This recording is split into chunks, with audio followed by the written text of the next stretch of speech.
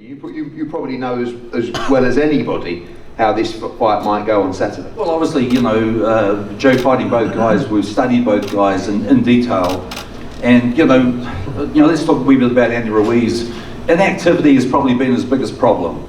If you go back to 2016, he fought 4 times in 2016, and we were his 4th fight that year. So it'd be fair to say he was in pretty good shape when he fought Joe for the title in New Zealand.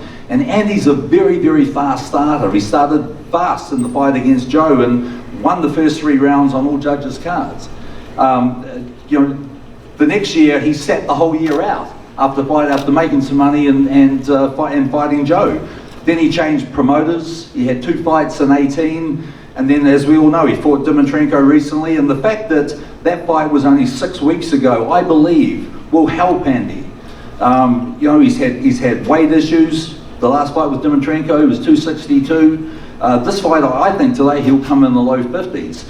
I think a lot of people are kidding themselves with the odds on this fight for Andy Ruiz. You know, I read somewhere 33 to 1, 25 to 1.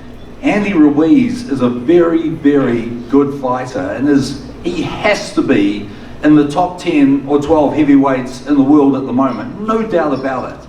He's a skilled fighter. He's a fighter who was a very good amateur. He's had a tremendously successful career as a professional. Let's remember, he's not 6'2", he's 6 foot. But he's always fought taller guys. People say, oh, well, he's 6 inches shorter than Joshua, and Joshua's got 8 inches reach on him. And he's come up against that every single time, just about throughout his career. It's a guy that has very good hand speed for a heavyweight. He's got good head movement for the first 3 or 4 rounds, and you know, we know he works very, very well to the body. If anything, a criticism, I believe, is the fact that, you know, he uses that jab to the body to close the distance on the taller guy to try and get inside, and the fact that sometimes he reaches with that jab, which I see being a problem if he overreaches with Joshua. Now, talking about Joshua, I believe it's a guy that has definitely improved over the last couple of years. When people look at and they talk about you know, the fight against Dillian White, totally different guy. A fighter who has learnt his trade, a fighter who is developing every time he gets into the ring, a fighter who probably controls the distance better than any other heavyweight in the world today. I know you probably don't want to hear from me anymore. This is an amazing analysis. I was hoping you'd just say AJ was going to win. Actually, you know, but yeah. Go on, kick it. No, look, I think it's a fight that Andy Ruiz is going to have to eat a bunch of leather to close the distance with Joshua.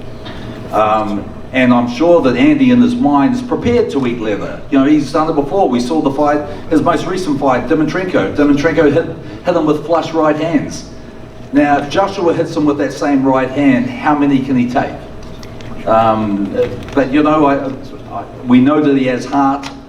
We know that he has no fear. We know that he's a very, very good boxer. And simply, Joshua's going to have to break him down, hurt him, and knock him out to beat him. Thank you, fascinating.